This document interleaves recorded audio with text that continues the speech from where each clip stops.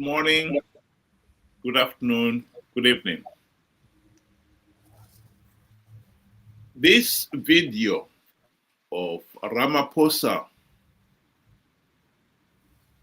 warning Zimbabwe about all these political machinations of trying to tamper with the constitution, to increase MNANGAGWA stay in office, and the whole problem of Zimbabwe rigging elections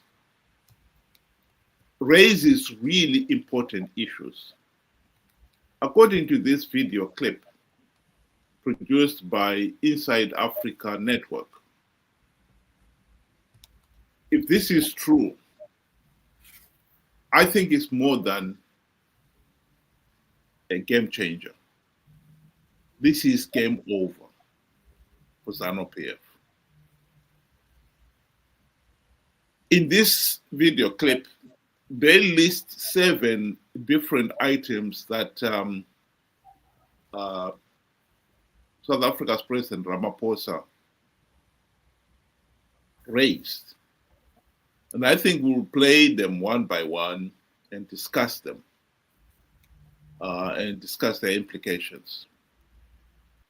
And to the listeners there, if you are free to, if you want to join us, you're free to do so. And join us on the link that we'll post to you at the bottom. There we are, that we're showing you there.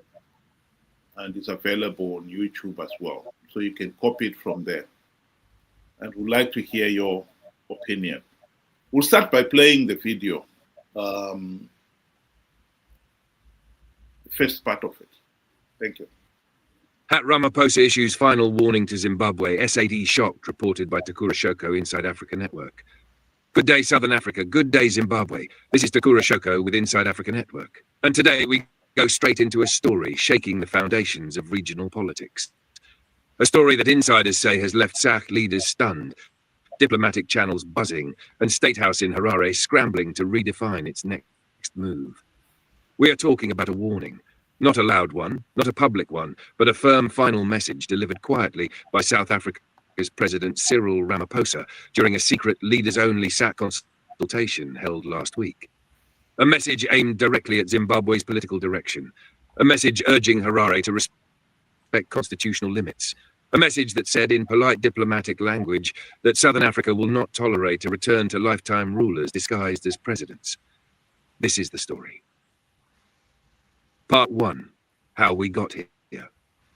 Over the last few months, Zimbabwe's political climate has been boiling. Conversations about extending presidential terms to 2030 have grown louder. Senior ZANU-PF officials have been dropping hints. Some state media voices flirted with the idea, and a few individuals online even suggested Mnangagwa was too intelligent and too experienced to step down. This video was created by AI. With AI, you can create any character you want. Real life. That is where the problem began. SADC leaders have been watching closely, because Zimbabwe is not an island. When Zimbabwe suffers, the region suffers. When Zimbabwe's politics go off balance, migration increases, borders tighten, economies shake, and regional development slows down. So when whispers of a 2030 extension reached Pretoria, Gaborone, Windhoek, and Lusaka, the Democratic bloc inside ADC stepped in. According to multiple insiders who briefed us, a private meeting was called.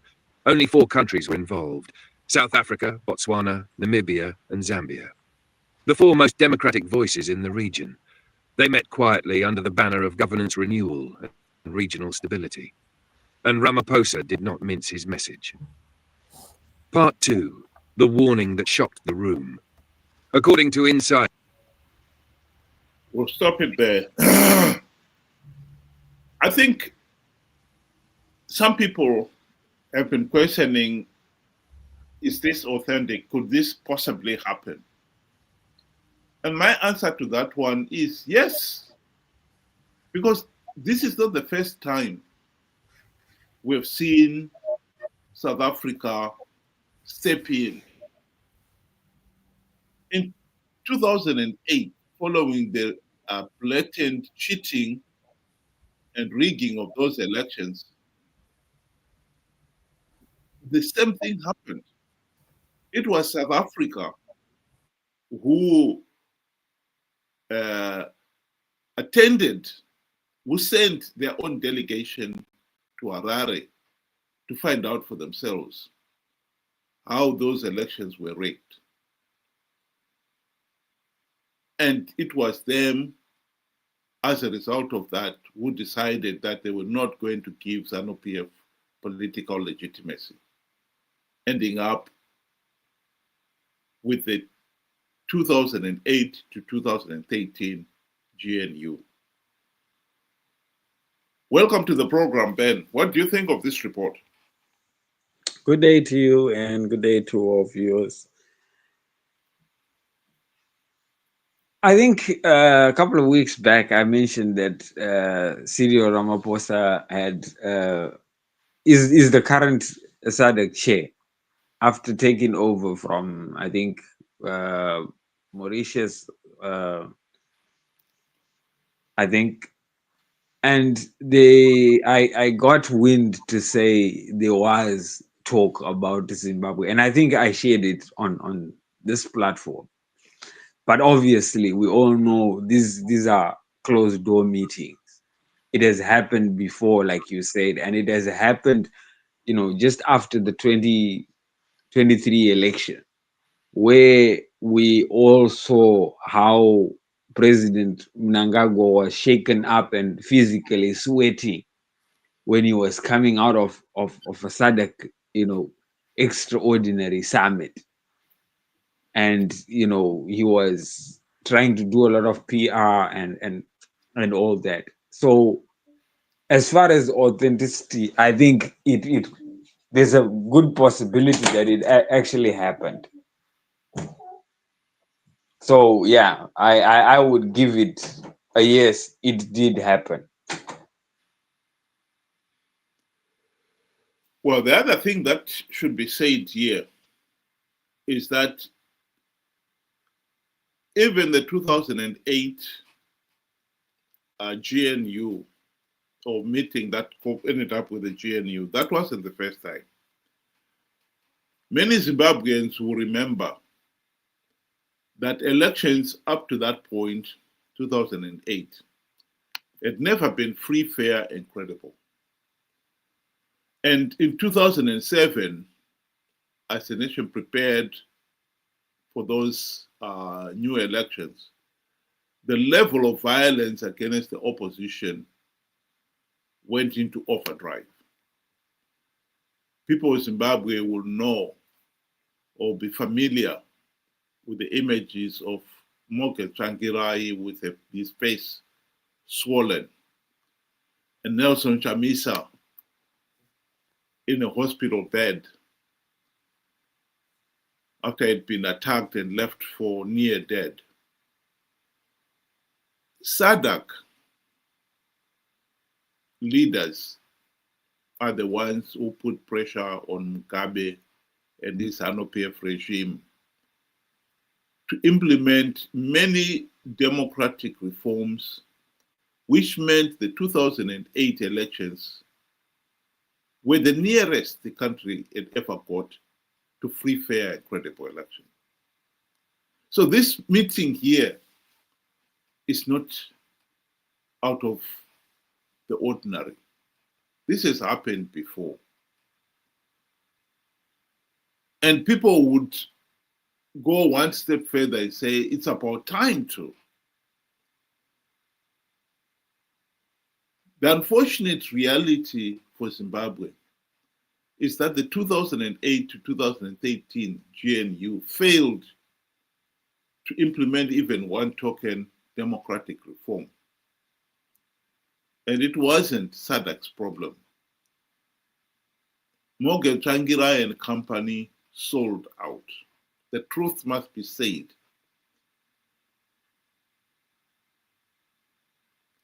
And this left SADC leaders disappointed and rather disillusioned. The 2023 elections were not free, fair, and credible. SADC election observers, AU election observers said the same thing. But they could not go the extra mile and deny ZANU-PF political legitimacy because Nelson Chamisa managed to convince 2 million of his followers to participate in those flawed elections. As much as SADC felt helpless at that point, you cannot also run away from the fact that the political situation in Zimbabwe has continued to get worse and worse. And let's be honest, South Africa, as the dominant economic nation in SADC, has borne the brunt of that economic collapse across the Zambezi. It is widely believed that as many as 3 million Zimbabweans are in South Africa. The other day we were talking about the xenophobia attacks on foreigners and mostly Zimbabweans by South Africans. As the economy of South Africa starts to struggle, the local people have looked at Zimbabweans as the people who are taking the jobs from them, and hence causing this problem.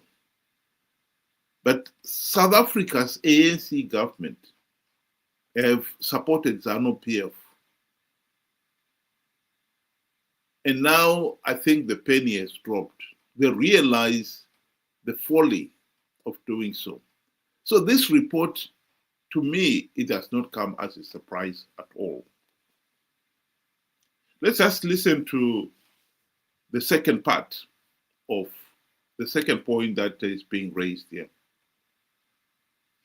Others who attended the briefing, Ramaphosa reminded the room that Southern Africa cannot afford leaders who attempt to stretch presidential terms like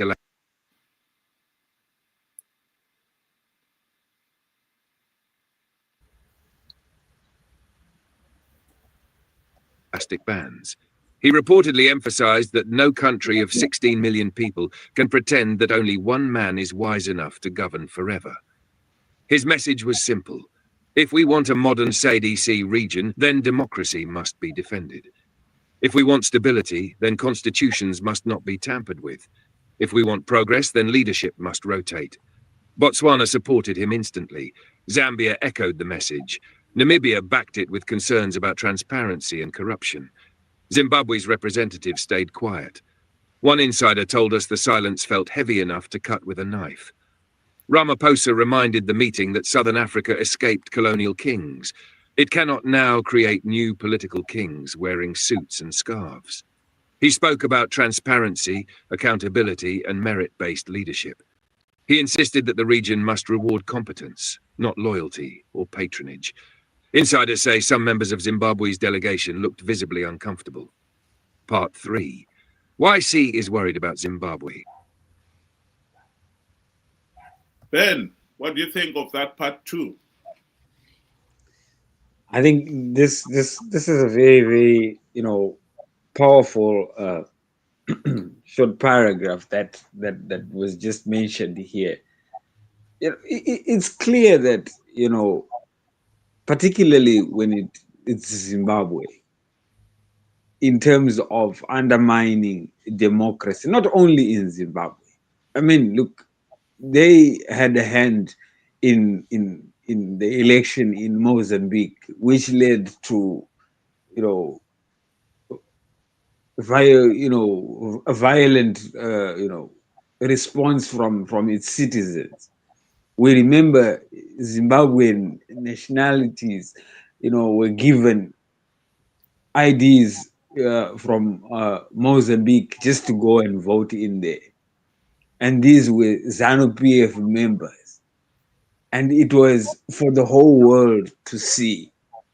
So when it comes to undermining democracy. I think ZANU PF is right at the top there, if not above the likes of North Korea. They pretend democracy, but what they live is totally different. And I'm glad such stances are being brought forward, and to invite the likes of South Africa, Botswana, Namibia. I think this Zambia, obviously, these are countries that held their elections, and we that followed the elections, you didn't need to be there, but you could see the organization of whether you are ruling party, opposition, minority. Everybody was doing their business within one big hole, and at the end everybody was in agreement to whatever is happening or has happened. Then where you go across Zimbabwe, you find people in rural areas, they had to to go with their headmen, their chiefs, and all that, and they had fars, that they had to pass through, giving them their name to mark a register that you have gone and voted, and on your way back, it was clear as daylight that there was intimidation. And at the end, we got the SADC report. The SADC report was the clear reflection of what was happening.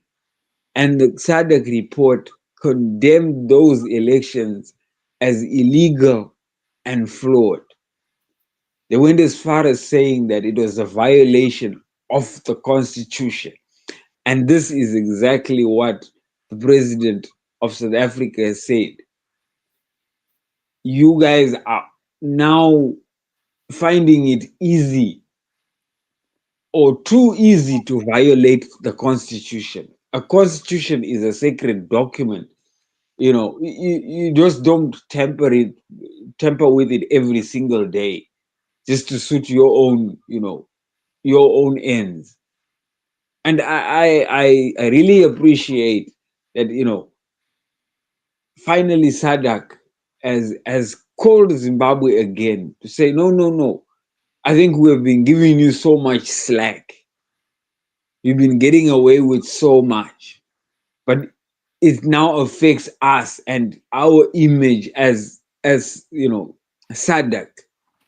And not only that, you are now causing problems across different borders, which is what you were talking about a few minutes back, to say, look at the amount of Zimbabweans that are in South Africa, Botswana, Namibia. Is that just everybody seems to be just going out? And here is ZANU PF saying we are almost an upper middle economy, and you're wondering who in their right mind would be running away from a beautiful thing, unless if it is a lie. So addressing it and telling it to their face, yes, they should be visibly worried, because they thought they could get away with it. And I'm glad this has happened. It's now again, in our excitement as Zimbabweans, we forget that SADC is doing its part. We have a bigger part to play. Let us not forget that.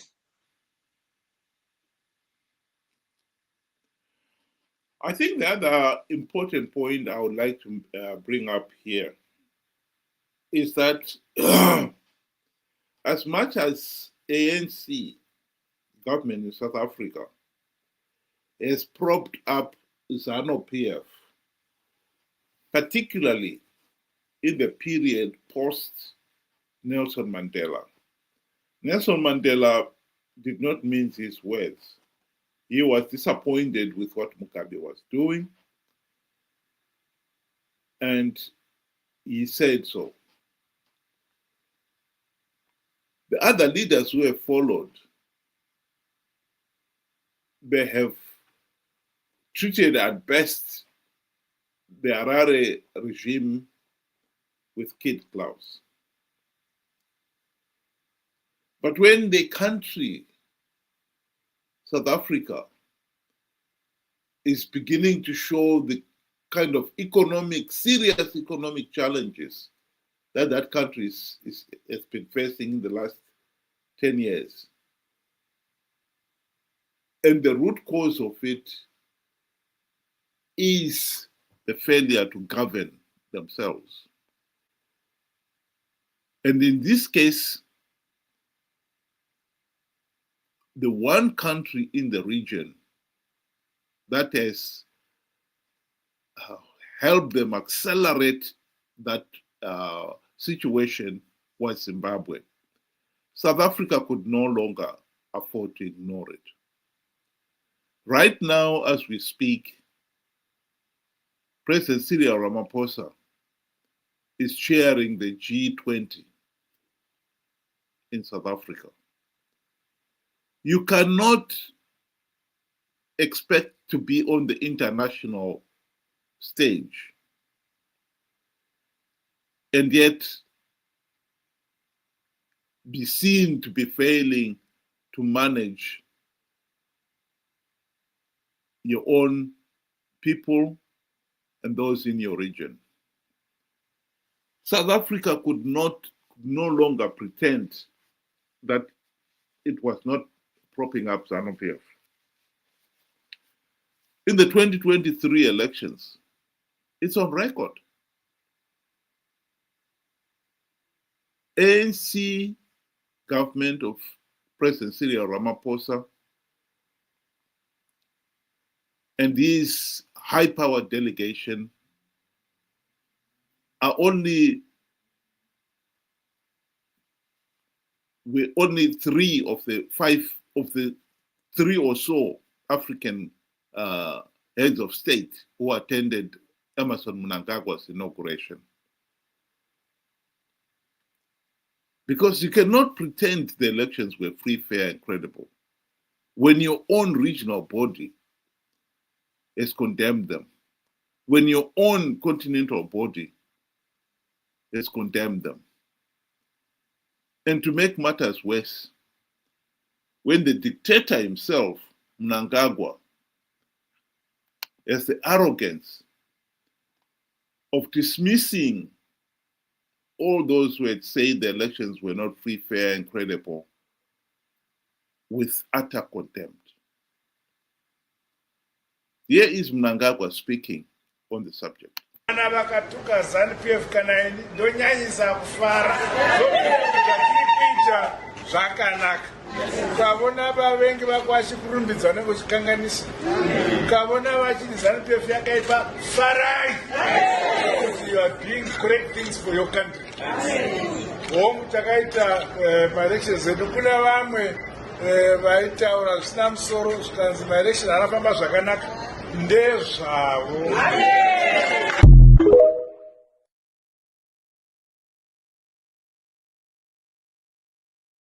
The truth of the matter is, ever since the 2023 elections, ZANU-PF has not implemented even one token reform to make sure 2028 elections are free, fair, and credible. So SADC is faced with the reality that ZANU-PF will blatantly rig the 2028 elections. Whether Mnangagwa manages to change the constitution so that he stays in power beyond 2028, to me, it's neither here or there. If ZANU-PF, the party, rigs that election, the country will be stuck with a dictator. Whether it be Mnangagwa or somebody else, to me, that is irrelevant. So the most important thing SADC have got to look at here is that Zimbabwe should not go into 2028 elections and the regime rigs those elections. And so calling ZANU PF to order at this point is reminding ZANU PF that what happened in 2023 and they got away with it cannot be repeated in 2028.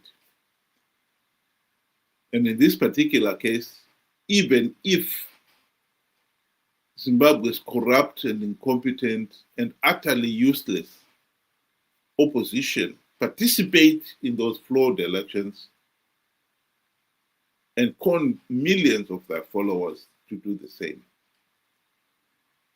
I think we are looking at a marker here where SADC is saying, if you go into 2028 elections with no reforms implemented, those elections will be condemned as flawed and illegitimate. And this time will not be interested in how the opposition participated, because we know the opposition in Zimbabwe is one of the most corrupt, incompetent, and utterly useless opposition in Africa.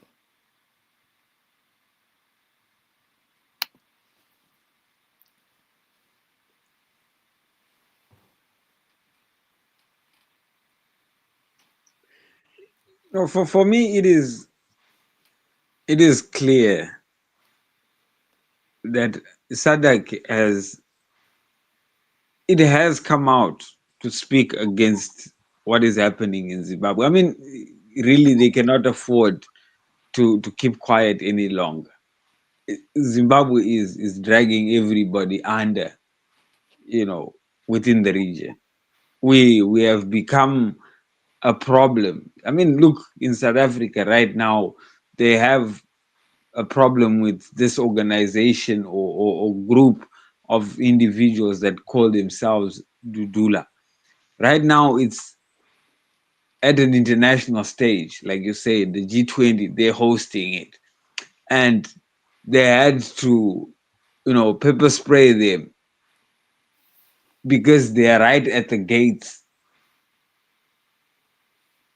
pushing their agenda. And their agenda is against foreigners like Zimbabweans. I mean, South Africa is not doing very well.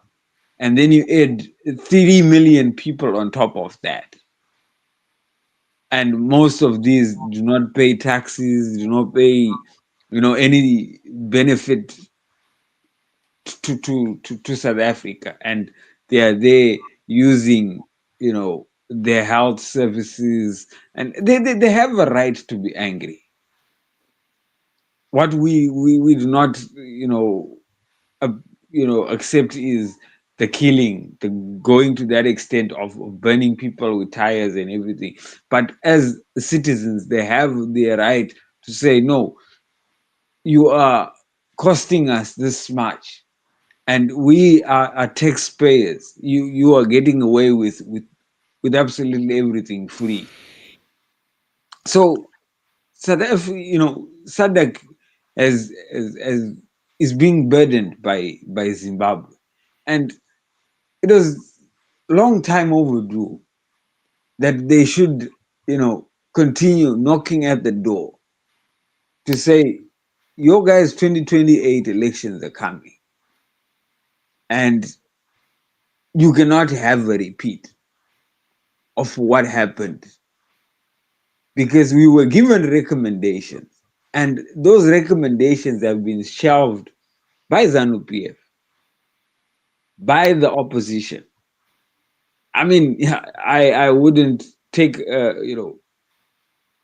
I wouldn't alter the words that you used to say our biggest problem is that we have the most shameful opposition ever.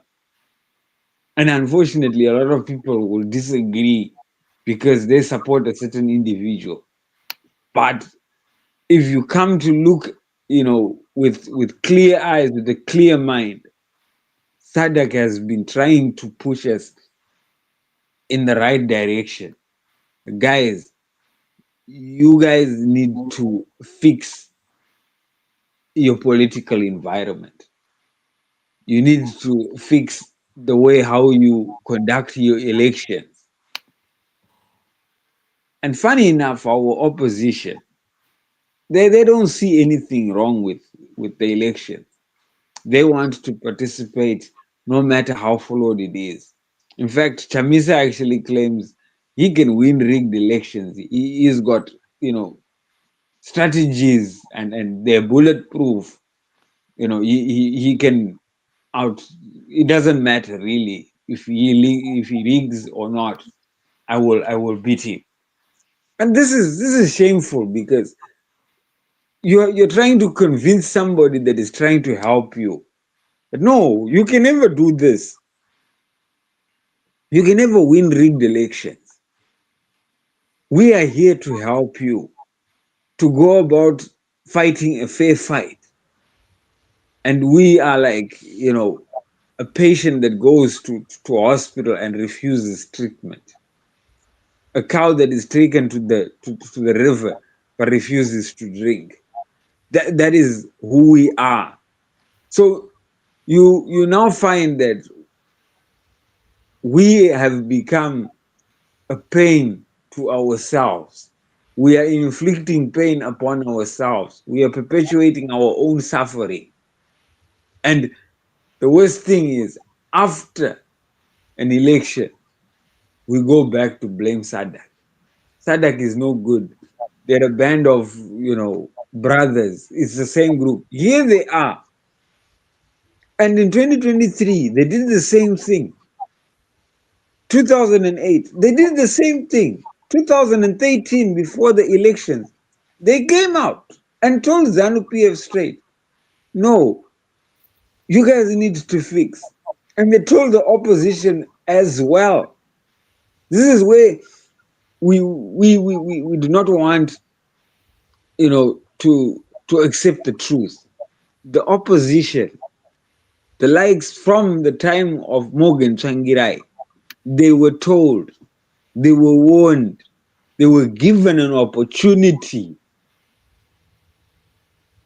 to fix the way how we conduct our elections. And they did not listen. We have to accept facts and truths as they are. That is the real truth, the history behind Zimbabwe and our failed state for 45 years. If we want to, whitewash it and make it look pretty, we are just lying to ourselves. And like you said, we have an incompetent, utterly useless opposition. I just want to remind the listeners out there that if you want to listen to this full video, it's available on the YouTube on the link shown, or you can Google search it using the title shown at the bottom of your screen there. Ramaphosa issues final warning to Zimbabwe / SADC shocked. And it's from inside Africa Network. We'll listen to the fourth point from the video clip.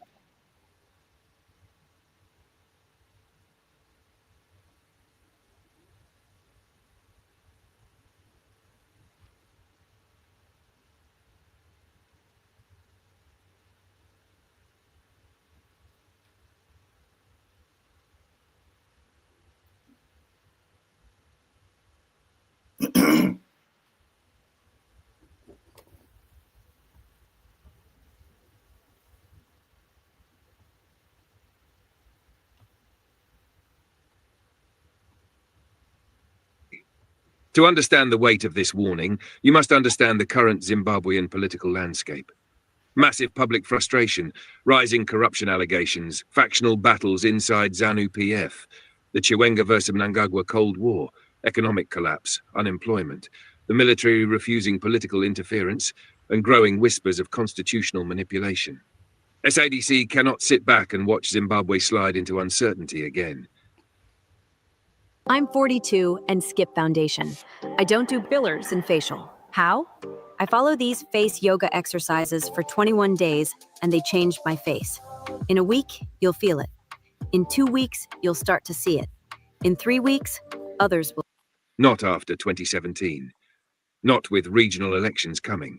Not with investment at risk. South Africa alone carries the burden of millions of Zimbabwean migrants. A destabilized Zimbabwe puts pressure on hospitals, schools, policing, and jobs across the border.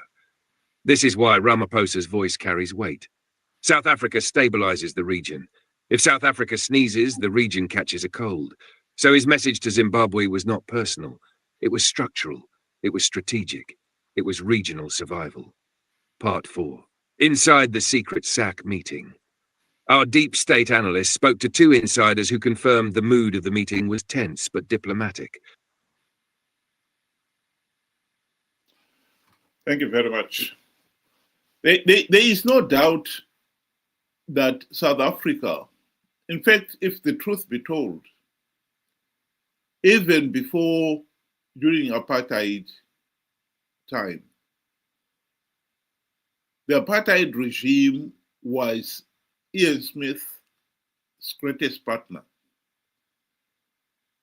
But when South Africa realized that the Rhodesia situation was unsustainable, they did not hesitate to drop Rhodesia. And I think South Africa's ANC government is coming to the same realization. While one can say that the apartheid regime, at least the Rhodesia situation, benefited the whites as contrast to the blacks, at the expense of the blacks. ANC supporters, ZANU PF, they were supporting the ruling elite at the expense of the majority of black Zimbabweans. Black Zimbabweans. What is the difference? That is one of the tragedies of Africa, that the ruling elite have forgotten that they are black too. And it is therefore pleasing that the ANC government has finally realized that the black ANC leaders, they are, at the end of the day, black too. And what is happening in Zimbabwe is the oppression of fellow blacks by the ZANU PF regime. And I am pleased that finally the penny has dropped and that the ANC government is putting its foot down. Like I said, they should not hesitate to do so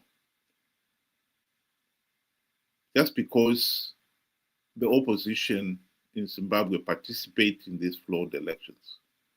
We all know that the opposition sold out during the GNU of 2008 to 2013. Credit where credit is due. South Africa's minister, Lindiwe Zulu, did her best to remind Morgan Tsvangirai and company to implement the reforms. But the advice fell on deaf ears.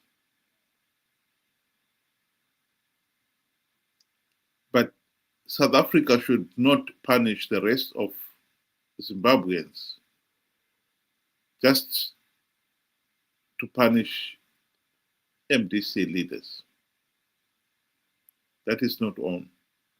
Particularly in this case, when the economic collapse of Zimbabwe has had an adverse effect on South Africa itself. If Zimbabwe had continued to prosper as we were doing in 1980 when we gained our independence, I think the whole SADC region would be a much more prosperous world. And economic giants like South Africa itself would be the primary or chief beneficiary of that prosperity. South Africa would not be ashamed to hang on that they have a seat in the G20. But at the present moment, the way the economy is going,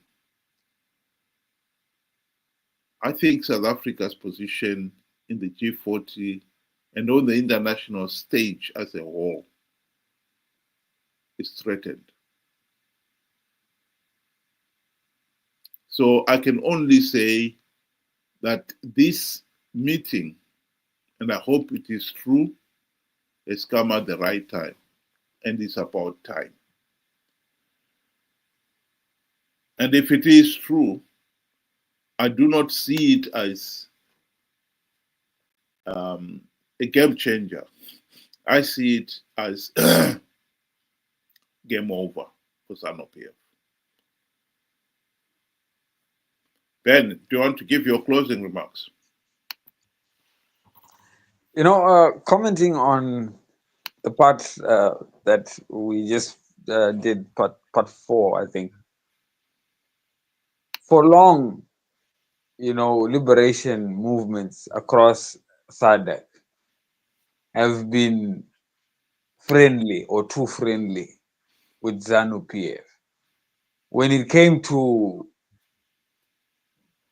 how elections and what to do during elections, the to-go guy was ZANU-PF, because he knows how to win elections, even if people do not like it or not. So they have been always, particularly the ANC. We had, their, I think, spokesperson, Mr. Mbalula, who kept on saying ZANU-PF was good and so forth, singing praises. Now that the shoe is on another foot, it becomes a problem. South Africa is feeling the pain that ZANU-PF is bestowing upon them through so many migrants that are in their country, and most of them are illegal. Now it becomes an issue, and I don't think it's a matter of debating whether this video is true or not. It is got to be true, because we are living it, we are seeing it. This is why you have people by the gate at the G20 summit, a very, very big event. South Africans are there, and they are saying, we are being punished for Zimbabwe's sins, for Zimbabwe's failure to govern themselves, for ZANU-PF. So it's such a big event. You're trying to show the world that you got your act together. You are a place for good investment and things like that. you wouldn't want to portray this kind of image. And South Africa, for a change, has, you know, taken that hard stance. And not only now, and I believe even right when we had the 2023 elections, just after the 2023 elections, after the report, that extraordinary summit that President MNANGAGWA was called to was a statement to say, like you said, it's not a warning. We've passed warning you. We are going to take action. And make matters worse, you are now going ahead and, you know, disturbing other countries' elections. And I believe ZANU-PF had a hand in Tanzanian elections because we saw shady characters that were also named, and also named by South African officials, you know, that they were scandalous activities that they had with Zimbabwe Electoral Commission. So you put the dots together, you get a somewhat clear picture. ZANU-PF, wherever it has gone and touched, Mozambique, when they went there and befriended, and the next thing was violence, was election fraud and so forth. Tanzania, the same thing. So I don't think they can afford now to keep quiet as SADC, because if you're gonna have somebody that drags the whole region down, you might as well cut that rope and save yourselves. And this is, I think, we've gotten to that point where SADC is now trying to show, you know, a better image, to say, you know, we can handle ourselves. We can put our house in order, even if it means sacrificing a once, you know, liberation movement thingy. I think they will do it. And this is a big step. This is something that is very, very positive. But like I said, let us not then be overjoyed, because we ourselves have work to do. We have a 2028 election that is coming up.